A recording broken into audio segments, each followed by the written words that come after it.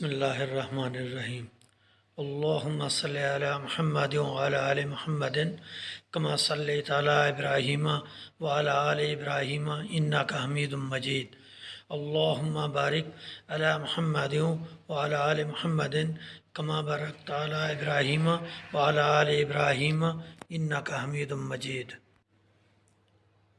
پاک وسیب travel and ویز کی طرف سے آپ کا ہوسٹ خالد محمد بھٹی حاضر خدمت ہے۔ عرض بیاں کچھ یوں ہیں۔ میرا پہلا سفر اور پہلا سفر نامہ فورٹ منرو تھا۔ جب میں نے سفر نامے کا آغاز کیا اور سفر نامہ لکھنا چاہا تو دل میں خیال آیا کہ کیوں نہ پورے سفر کی مووی بنائی جائے، جو کہ اس وقت ایسا کرنا ممکن نہ تھا۔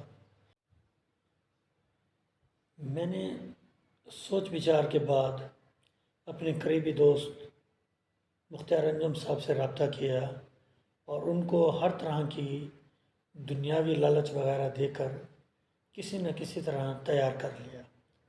اب موٹر سائیکل پر الٹے بیٹھ کر چڑھائیاں اور اترائیاں عکس بند کرنا اتنا آسان کام نہ تھا، مگر ہمارے جذبے کام کر گئے، ہماری محنت رنگ لائی۔ اس وقت ہم نے یہ سوچا بھی نہ تھا کہ کبھی کوئی یوٹیوب چینل بھی ہوگا اور اس پر اس طرح کا کام کیا جائے گا۔ ہم نے اپنے سفر کو یادگار بنانے کے لیے صرف اپنے پاس محفوظ رکھنے کے ارادے سے ریکارڈنگ کی۔ بعد از ریکارڈنگ میں نے اس فلمی سفر پر ایک کتاب لکھی، سفر نامہ فورٹ منرو، اور اس کے بعد میں نے لکھانے سے تھوڑا سا منسلک ہو گیا۔ اس کے بعد آزاد کشمیر پر میں نے کافی سفر نامے لکھے اور 2 عدد شاعری پر بھی طبع آزمائی کی۔ اس وقت کے حساب سے ان کتابوں کو کافی پذیرائی ملی، مگر فی زمانہ حالات و واقعات اکثر تبدیل ہونے لگے۔ لوگ لکھنے پڑھنے کی بجائے دیکھنے کی طرف راغب ہونے لگے۔ وہ جو مووی ہم نے بنائی تھی بطور یادگار، اس کو ہم نے محفوظ رکھا ہوا تھا۔ آج ہم اس مووی کو کئی اقساط میں تاریخی و مذہبی و جغرافی حوالے سے آپ کے سامنے پیش خدمت کر رہے ہیں۔ آپ سے توقع ہے کہ آپ ہماری ضرور پذیرائی فرمائیں گے اور ہمیں اس کاوش میں ضرور یاد رکھیں گے اور ہماری مدد کریں گے۔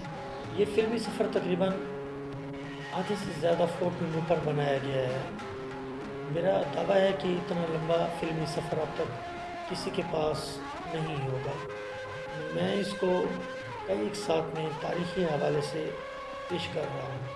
آئیے ہمارے ساتھ اس کی اقساط سلسلہ بہ سلسلہ ملاحظہ فرمائیں۔ ہم سفر سرور سے تقریباً 10 کلومیٹر آگے برساتی نالہ پل پر پہنچ چکے ہیں۔ اب آگے کا سفر جاری ہے۔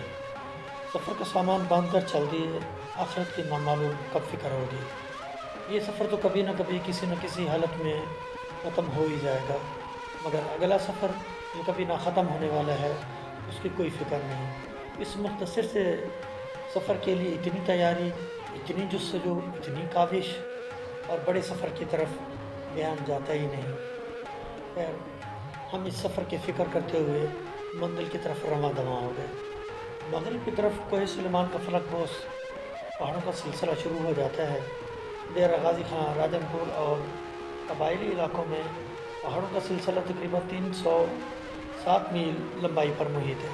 ان پہاڑوں کی طویل ترین چوٹیاں 6470 فٹ فورٹ منرو، دوسری 1/7642 فٹ، تیسری تنگاسر 8000 فٹ، شمالی چوٹیاں 10,000 فٹ تک بلند ہے، جبکہ اس کے برعکس جنوب کی چوٹیاں کم بلند ہیں۔ گندھاری 4150 فٹ اور مغرب کی طرف دراگل چوٹی 5385 فٹ ہے۔ دراگل کے قریب قریب مری کی پہاڑیاں شروع ہو جاتی ہیں۔ یہ پہاڑ مری کی طرح سرسبز نہیں، بلکہ زیادہ تر بنجر، ویران اور کہیں کہیں خاردار جھاڑیاں پائی جاتی ہیں۔ اسی پہاڑی سلسلے کی ایک تاریخی خصوصیت بھی ہے۔ کہتے ہیں کہ حضرت سلیمان علیہ السلام جن کے تابع تمام مخلوق تھی، ان کا ہوائی تخت ڈیرہ غازی خان کی پہاڑی سلسلہ میں ٹھہرا تھا۔ اسی وجہ سے اس پہاڑی सिलसिले का नाम कोह सुलेमान पड़ गया। कोह सुलेमान के पहाड़ी सिलसिलों में एक मशहूर पहाड़ी मकाम जिंदा पीर है, जहाँ पर गर्म पानी का चश्मा पहाड़ों से गिर रहा है। ये गर्म पानी एक घड़े में जमा होता है, जहाँ पर मुख्तलिफ बीमार लोग नहाते हैं और समझते हैं कि ये शिफा वाला पानी है। जो इस पानी से नहाएगा सेहतियाब हो जाएगा। कमज़ोर अकीदा के लोग इसे जिंदा पीर का मौजा समझते हैं। कोह सुलेमान के पहाड़ी सिलसिलों में बेशुमार कड़वे और खारे पानी के चश्मे मिलेंगे। इसके अलावा ठंडे और मीठे पानी के चश्मे भी मिलेंगे, जिनका पानी शफाफ और इस्तेमाल के काबिल होता है, मगर इनका पानी ज़ाय हो रहा है, जहाँ पर पीने के पानी की इंतहाई किल्लत है। अक्सर ऐसी जगहों को देखकर दिल दुख जाता है कि इंसानों को पीने का पानी मैसर नहीं, मगर यहाँ पर पानी वाफिर मिक़दार में ज़ाय हो रहा है। हालांकि इस पानी को किसी न किसी ज़राए से इस्तेमाल में लाया जा सकता है, मगर वसाइल के फुकदान की वजह से कुदरत का बेहतरीन अतिया ज़ाय हो रहा है। हम सवाए लकीर पीटने के और कर ही क्या सकते हैं। इस वक्त हम तंग और दुशवार पुरपेच रास्तों से होते हुए थके हारे डाडा माना पीर पहुंच चुके हैं। सड़क के साथ एक छोटा सा सादा सा चबूतरा बना हुआ है। ज़मीन पर चटाइयाँ बिछी हुई हैं और साथ ही काफ़ी मटके पड़े हुए हैं, जिनमें साफ शफाफ पानी है। सफ़र के थके मांदे मुसाफिर जब यहाँ पर आराम की गर्ज से रुकते हैं और पानी पीते हैं, तो ये पानी किसी भी तरह आब हयात से कम नहीं लगता, क्योंकि रास्ते में पानी की इंतहाई किल्लत होती है। इन पहाड़ों पर पानी या होटल शाज़ व नादिर मिलते हैं, मगर यहाँ पर आने जाने वाले बैठकर थोड़ा सा सस्ता लेते हैं और फिर मंजिल की तरफ गामज़न होते हैं। काफ़ी दुश्वार सफ़र तय करके हम यहाँ तक पहुँचे। ये चबूतरा पीर साहब की याद में बनाया गया है। सामने पहाड़ के पीछे कुछ फासले पर पीर साहब का मज़ार है। चबूतरे के साथ थोड़ा सा नीचे एक मस्जिद है, जिसमें मुसाफिर लोग नमाज़ पढ़ते हैं। उसके साथ एक बड़ा पत्थर रखा हुआ है, जिसके गिर्द एक गोल दायरा बनाया गया है। इस पत्थर के दो हिस्से हैं, दरमियान से कटा हुआ है। रवायत मशहूर है कि दौरान चिल्ला पीर साहब ने छुरी या तलवार से ज़रब लगाकर इसके दो टुकड़े किए थे, इसलिए बतौर करामत इस पत्थर को यहाँ पर रखा गया है। हर आने जाने वाला मुसाफिर इस पत्थर को बड़ी अकीदत और हैरत से देखता है। इस वक्त हम अपने सफ़र की तरफ दोबारा रवां दवां हो गए हैं। राखी घाट क्रॉस करने के बाद थोड़ा आगे दर आता है। कभी कभी इंसानी आँख भी बावजूद बसारत के धोखे में आ जाती है।